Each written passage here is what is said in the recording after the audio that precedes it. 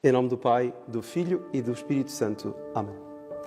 Caríssimos irmãos, caríssimos amigos, salve Maria. Uma vez mais estamos reunidos e juntos para poder meditar neste Evangelho, ou melhor, no Evangelho deste domingo, que é o 5º domingo do tempo comum. Estamos a ser acompanhados pelo evangelista São Lucas, que é o ano de São Lucas, e estamos também no capítulo 5, versículos 1 a 11. E o Evangelho de hoje é o Evangelho da vocação de São Pedro, o chamado de São Pedro. E também dos outros apóstolos, porque este é o Evangelho em que Nosso Senhor, aliás, é um Evangelho muito conhecido porque Nosso Senhor diz: fazei-vos ao largo, duc in altum. E através de uma pesca milagrosa, Jesus chama o apóstolo São Pedro e, consequentemente, também os outros que lá estavam, que não nos diz São Lucas, mas que sabemos pelos outros evangelistas, são Santo André e também São Tiago e São João. É que, de facto, este Evangelho de hoje é um Evangelho próprio a São Lucas, porque São Lucas dá uma série de dados, de pormenores, de circunstâncias, dá digamos assim, todo um aspecto circunstancial que os outros evangelistas não dão, nem São Marcos, nem São Mateus, nos explicam o que se dá aqui. Quer dizer, antes de chamar os apóstolos, os primeiros apóstolos, Nosso Senhor faz um grande milagre, que é a multiplicação dos peixes no mar da Galileia. Então, vamos introduzir-nos aqui no nosso tema de hoje. Começa o Evangelho assim.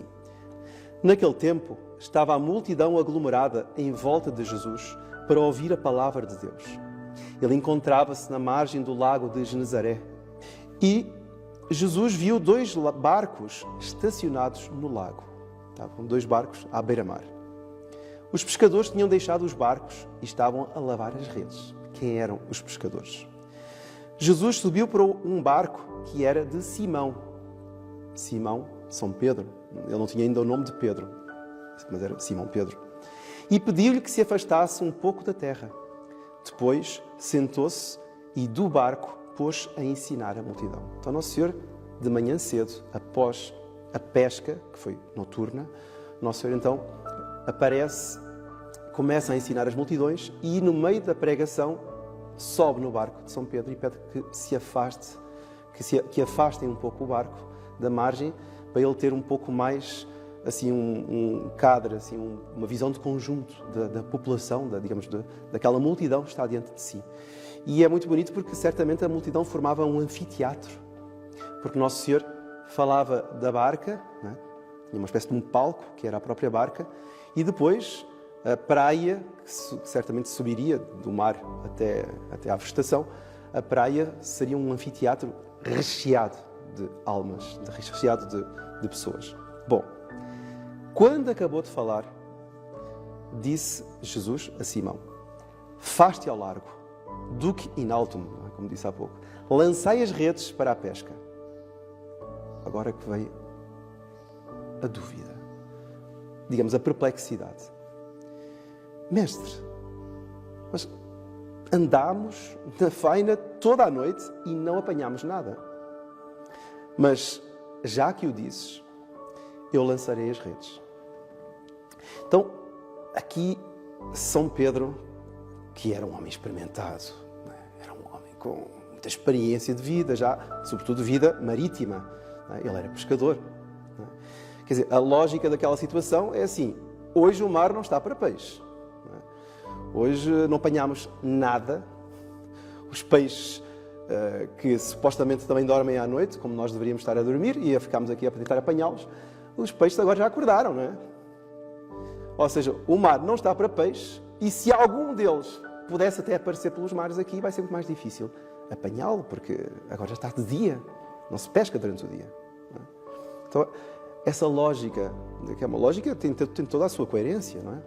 Afinal de contas, eu sou pescador, eu sei quais são as regras da pesca. Não é? Ele era a raiz do barco, ele era o dono do barco, era o comandante daquele barco, ainda mais tinha uma noção experimental do que acontecia. Ora, ao mesmo tempo, ele já seguia Nosso Senhor. Ele não era ainda apóstolo, ele não tinha sido chamado ainda, como vai ser hoje. Ou seja, ele era ele tinha entrado naquilo que se pode dizer que é o discipulado. Ou seja, ele volta e meia acompanhava Nosso Senhor. Por exemplo, ele esteve no primeiro milagre nas bodas de Caná, que nós escutámos há umas semanas atrás. Se nós pegarmos no Evangelho de São Lucas vai nos dizer aqui, por exemplo, que Nosso Senhor, antes deste facto, também curou a própria sogra dele, a sogra de São Pedro, e fez outros milagres. Ou seja, Nosso Senhor já tinha, diante de São Pedro, feito vários milagres. Não só pregava, mas já tinha feito vários milagres. Então, São Pedro tinha aderido ao Mestre. Já tinha aderido àquele que se anunciava como o Messias, que anunciava a Boa Nova, não é? E que ele reconhecera como o Mestre. Mas aqui é curioso, porque São Pedro não vai dizer a palavra mais comum, Rabi, não é? Ou então, uma palavra que também era muito utilizada, didaskale, no caso quando é do original grego. Didaskale seria propriamente um mestre de ensino. Entretanto, a expressão que é utilizada aqui por São Lucas, epistates, não é simplesmente um mestre. Esta epistates era alguém que na Grécia, não nos esqueçamos que São Lucas é grego, e na Grécia, este epistates era alguém que tinha um cargo ou um ofício público. Podia ser um cargo jurídico, podia ser um cargo administrativo, um cargo assim, fiscal. Era alguém que tinha realmente algum cargo.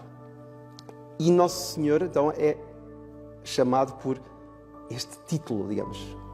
É alguém que governa, tem um cargo de governança, de governo, não é? Mas, ou por causa disso, São Pedro pensa, bom, o Mestre tem anunciado coisas tão maravilhosas, tem feito milagres, como curou a minha sogra, transformou a água em vinho, etc. Então, bom, em atenção à tua palavra, já que o dizes, eu lançarei as redes. E eu não estava nada à espera do que é que iria acontecer aí. Eu não estava nada à espera. Então, ele atira as redes para dentro d'água e o que é que vai acontecer? Uma quantidade enorme de peixes. E diz assim o Evangelho. Apanharam tão grande quantidade de peixes que as redes começavam a romper-se. Então, São Pedro ficou perplexo. Mas aqui uma perplexidade que é propriamente um assombro. Ou seja, este era o milagre próprio para um pescador. São Pedro já tinha visto vários milagres, não é? Como acabei de dizer. Mas este foi o milagre que o fez compenetrar da grandeza daquele homem que estava diante dele. Quer dizer, ele não era simplesmente aquele mestre, nem rabi, nem didaskale, ele era realmente o Kyrios, o Senhor. E por isso é que ele vai dizer, daí a pouco, quando eles trazem aqueles peixes todos para dentro das duas barcas, porque as duas barcas ficaram repletas de peixes, porque eles tiveram um barco teve que pedir para o outro vir ajudar, porque eles não conseguiam trazer tanto peixe, as redes já se rompiam. Não é? Quer dizer, como é que é possível que num mar onde não havia peixe, durante toda a noite, de dia, eles tenham pescado tanta coisa? E então, São Pedro sente-se pequeno diante do acontecimento. É mais ou menos como dizer assim para um padeiro, vá fazer pão sem farinha. Ele sabe perfeitamente que não é possível, não é? Então, o milagre que tocou a fundo, que tocou o coração de São Pedro e que o fez dar-se conta de quem estava diante dele, de que Nosso Senhor era o Messias, e era não só um Messias, digamos, terreno, mas era alguém que tinha um poder sobre a própria natureza, que toca não só na alma das pessoas, mas tocou na vida de São Pedro, tocou no coração de São Pedro, porque aquilo não podia acontecer, aquilo nunca tinha acontecido. Uma noite sem peixe e de repente aquela multidão. E então ele vai sentir-se com esse assombro. Por um lado, maravilhado com o milagre, mas por outro lado, aterrorizado. Mas que é isto? Como é que ele conseguiu fazer uma coisa destas? E então vai sentir-se pequeno. Ele vai sentir-se diminuído diante desse assombro, desse milagre que o deixou realmente apanhado de surpresa. E por isso ele vai dizer, Kyrios, Senhor. Já não trata por mestre, trata por Senhor. Senhor, afasta-te de mim, que sou um homem pecador. É muito bonito porque, vendo que Jesus é Senhor, está lá no alto, é muito mais do que Ele. Ele vai se colocar no seu lugar. Ele vai se sentir pequeno. Exiame, quia homo peccator sum. Vai dizer para Nosso Senhor. Ou seja, eu sou um homem pecador. É muito bonito porque na primeira leitura de Isaías acontece a mesma coisa. Isaías é enviado depois de ter visto a glória de Deus. Esta é a primeira leitura de hoje, deste domingo. Ele inclusive vai dizer, mas eu, Senhor, vais-me enviar que eu sou um homem pecador de lábios impuros. Ele também vai se sentir, o profeta Isaías, depois de ver a glória de Deus. O que eu? Quer dizer, é um tal contraste entre a majestade de Deus, entre a grandeza de Deus, e eu, tão pequenino, tão frágil, tão fraco, tão pecador. Como é que é isso? Então é muito interessante porque a vocação que Deus dá a Isaías, inclusive na segunda leitura de São Paulo irá dizer que os apóstolos também foram enviados ao mundo para anunciar o Evangelho depois de ver Jesus ressuscitado. Ou seja, é preciso haver uma graça, e essa graça faz ver realmente quem é Deus e faz ver quem sou eu. Então, nós vemos aqui São Pedro a ser elevado à sua vocação. Nosso Senhor irá dizer, daqui em diante serás pescador de homens. Os outros evangelistas dirão de uma forma muito mais sucinta, não é? Apenas Jesus passou, chamou-os, disse, segui-me, e eles então largaram tudo e seguiram Jesus. São Lucas narra-nos a vocação de São Pedro. Porque a vocação de São Pedro nos faz entrar neste tema, que é um tema que é de toda a gente, de todas as almas, sobretudo todos os batizados, a nossa vocação.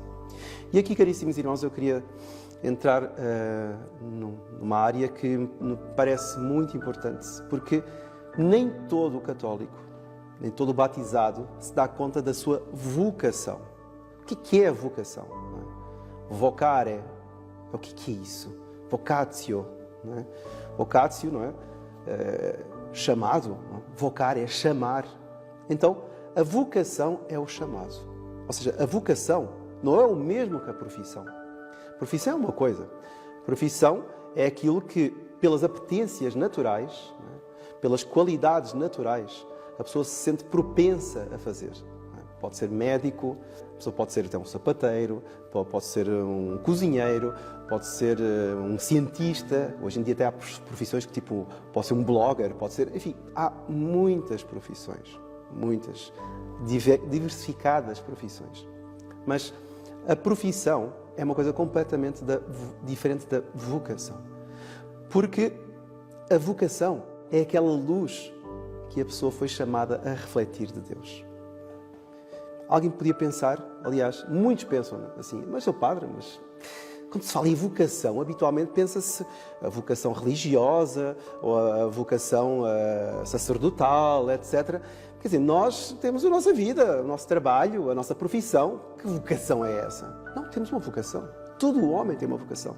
Ou seja, Deus criou-nos e Deus teve uma intenção. Sobretudo no momento do batismo, Deus chamou-nos. Credes em Deus? Creio. Negais o pecado, Satanás, suas obras? Nego. Então, eu estou chamado a cumprir com estes são os votos do meu batismo.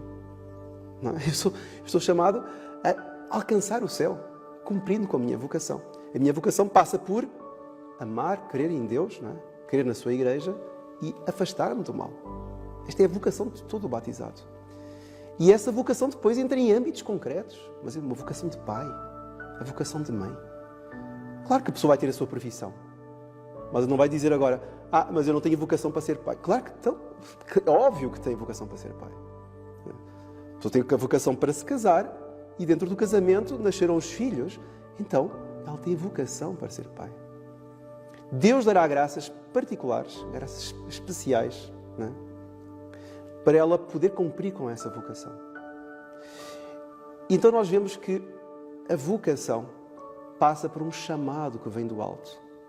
E um chamado que toca na nossa alma, que ilumina a alma. E a pessoa, por um lado, sobretudo quando a pessoa percebe que foi chamada por Deus, a pessoa sente-se escolhida, sente-se alvo de predileção. No caso de São Pedro, sentiu. Serás pescador de homens, a partir de hoje. Quer dizer, Nosso Senhor utilizou-se, no caso concreto de São Pedro, da sua própria profissão, daqueles milhentos peixes que ele tirava das profundezas do mar, que aliás é uma coisa muito bonita, porque Santo Ambrósio vai dizer o mar era o símbolo das trevas, era o símbolo do mal. Não é? Lembremos do Mar Vermelho, que eles atravessaram a pé enxuto.